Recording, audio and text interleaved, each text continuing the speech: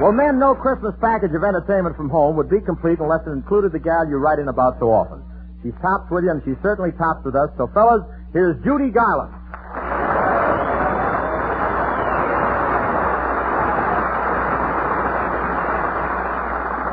Hiya, Bob. Merry Christmas, gang. Judy, you sure look sweet tonight. That's a beautiful outfit you have on. Is it new? Oh, no. Only the shoes are new, Bob. Do you like them? Who cares about the treads? I'm interested in the turret.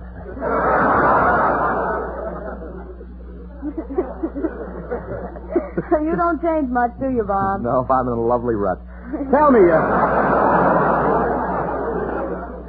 Jude, what are you doing after the show tonight? Why? Well, I thought we might go for another spin in my car like we did the other night. It'll be fun. I'm almost out of gas again. Oh, no. No more of those wild rides for me. I don't trust you. What, Judy, I didn't hold your hand or hug you or kiss you, did I? Oh, no, you didn't, Bob. Is your brother really a cop?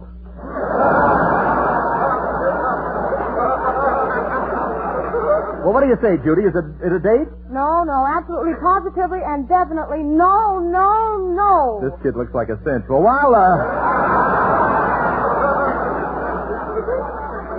while Judy's trying to make up her mind, here she is singing Clang, Clang, Clang Went the Trolley.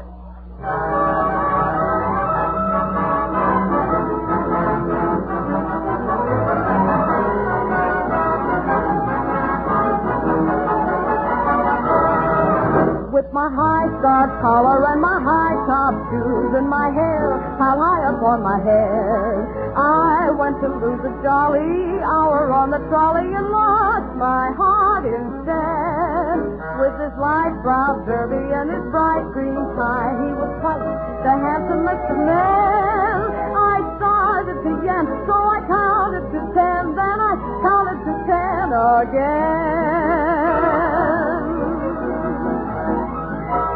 Clang, clang, clang went the trolley. Ding, ding, ding went the bell. Ding, ding, ding went my heartstrings. From the moment I saw him, I fell. Chug, chug, chug went the motor. Bump, bump, bump went the brake. Thump, thump, thump went my heartstrings. When he smiled, I could feel his heart shake. He tipped his hat and took a seat. He said he hoped he hadn't stepped upon my feet. He asked my name, I held my breath. I couldn't speak because he scared me half to death. Buzz, buzz, buzz went the buzzer. Flop, flop, flop went the wheel. Stop, stop, stop went my heartstrings. As he started to go, then I started to know how it feels when the universe reels. The table cries, the air was free. The smell of honeysuckle turned you off your feet. You tried to sing, but couldn't see. It's like you lost and so you couldn't even see. Buzz, buzz, buzz went the buzzer. Flop, flop, flop went the wheel.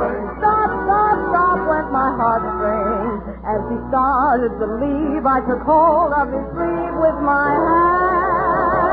As if it were planned, he stayed on with me, and it was grand just to stand with his hand holding mine to the end of the line.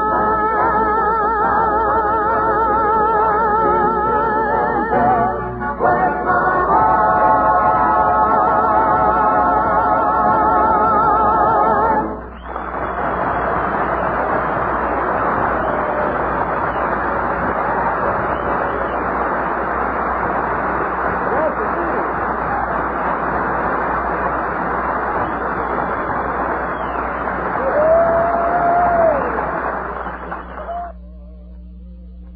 And it's a great pleasure at this time to introduce to you one of the greatest actors I've ever known, and incidentally a swell fellow. Here he is, Spencer Tracy.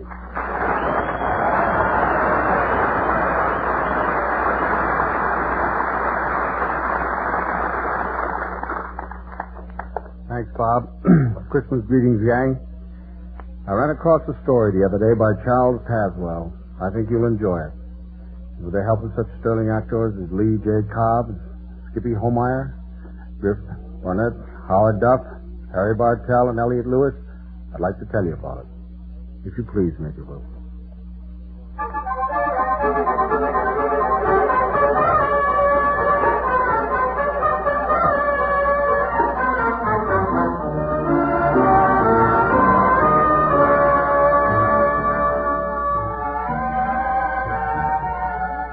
The same winter sun that dances on the winter snows up north sprawls indolently at ease in the thick white dust of El Camino del Norte, Old Mexico. An old man, lean and ancient, his cheeks ripe as holly berries from the heat, has paused to rest in the cool, dripping shade of a pepper tree and has dropped off to sleep, a habit of the very old. He's suddenly awakened by the shrill voice of Pablo, aged 10, who stands with bare, brown legs wide apart in the center of the road and bitterly addresses a small, discouraged, disreputable donkey. A donkey! A donkey, you call yourself, that stupido! A fine animal with 4 stout legs on each corner, a most splendid tail to shoo off the flies, and a most handsome head stuck on the front to point the way you're going. And see, and what use do you make of this excellent equipment the good God has given you? Nothing. Absolutely nothing. You are a disgrace to all the donkeys of Mexico, of all the world, of all... Pablo. See? Oh, buenos dias, Padre. Whatever is the trouble, young one? What has the poor beast done that you should be so angry? But nothing. Well, then why do you... And that is all he wants to do, ever. Here it is, but 2 days until Christmas, when a load of wood could be sold in the village to buy gifts and a candle. But does that matter to this one? No. He cares for nothing but nothing. Well, a donkey's a donkey, Pablo.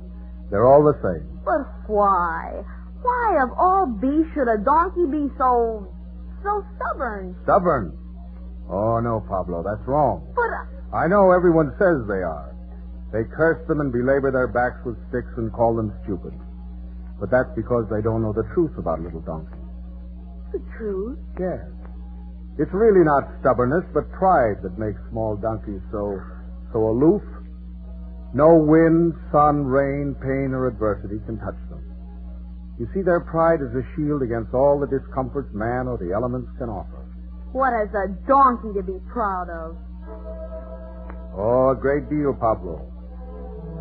A very long time ago, a great honor came to one of them.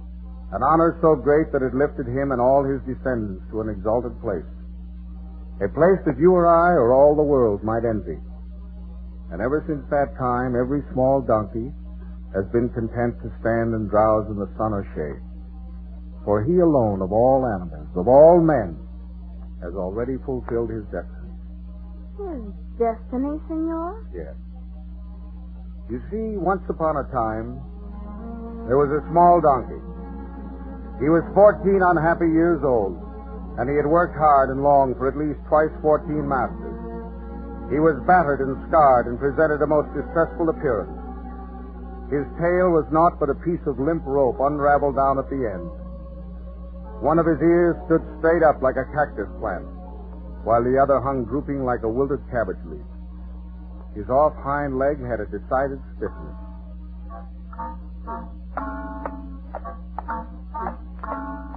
They called him the Small One.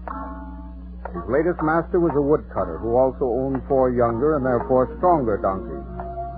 But Small One was the special charge of the woodcutter's son.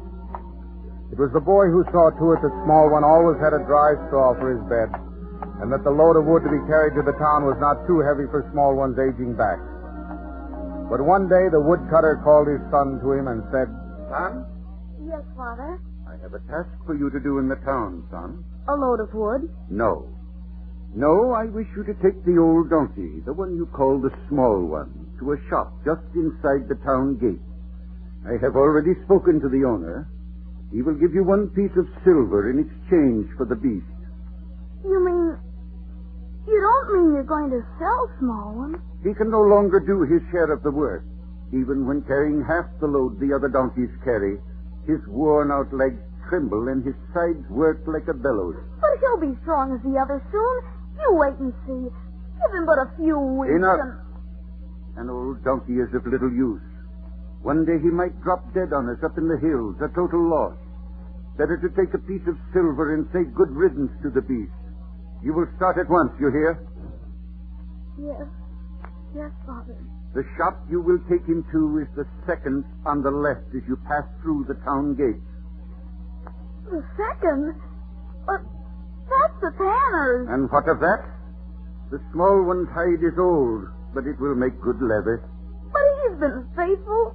He's worked hard. He's done his best. You can't sell him to the tanners to be killed. Come now. I'll have no tears. No crying over a miserable donkey. Hurry, be off with you. And take good care not to lose that piece of silver on the way home.